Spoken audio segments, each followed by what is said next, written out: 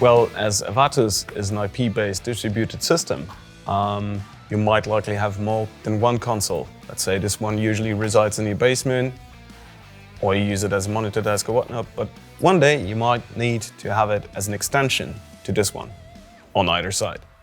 So when you connect it now, it will standardly be a mirrored version with having two channel ones. That's not really reasonable. So what you can do then is go into config, ACM, look for the one serial number under here that you want to change. So in this case, it's serial number 95. So you find the serial number and you hit in the offset that you need. So in this case, we want this console to start at the channel number 13, so we need an offset of 12. So we'll just go 12, hit enter, and save, boom, channel 13. Same, if you want to mirror the other one, will work too, just as you like it, within seconds.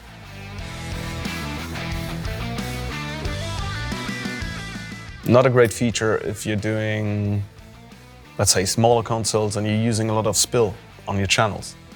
I'm hitting the spill button, but now my spill group is over there. Not really nice, I want it to be here. So the only thing I need to do in real time is go to System Preferences, Spill, and I change to address this layer, and now it's done. So this one goes into its back normal state, whereas this becomes my spill layer now, and of course, I go out of it, and we're done.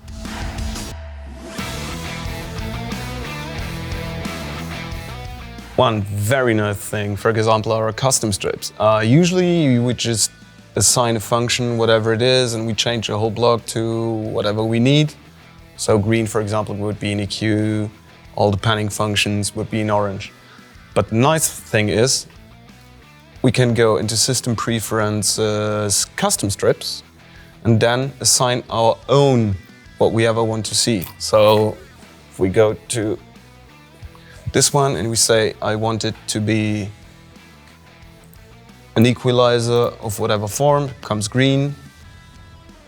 This one could become the DSR and so on. You can save it and then recall afterwards, and no audio interruption while you load or save all these settings.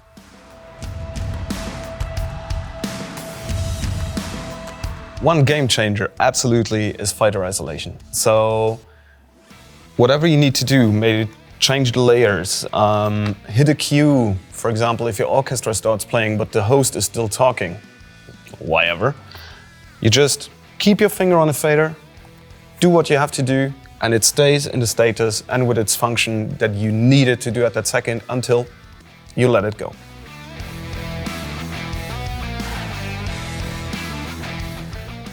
One amazing small function that is on all StageTech consoles is basically you can offset stuff by touching a second parameter in the same row. This goes for any link of any sort, might it be stereo links or link groups or even just a temp link as we see right now. So now every parameter throughout the console is linked, but as soon as I touch a second one, I can then do my adjustments, and when I let it go, we're back into relative mode again.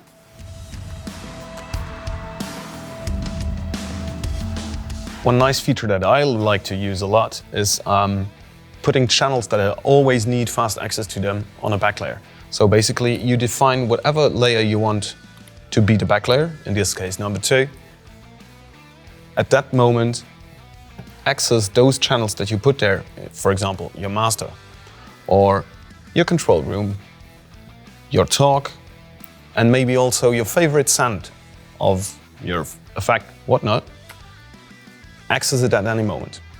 When they are on the back layer or the back layer of that channel is active, you cannot override them, they will stay. And another thing that I also do, these channels that are really valuable to me, I put them on every block on the console, like also here or there, and therefore have always instant access to them, however big the console, doesn't really matter.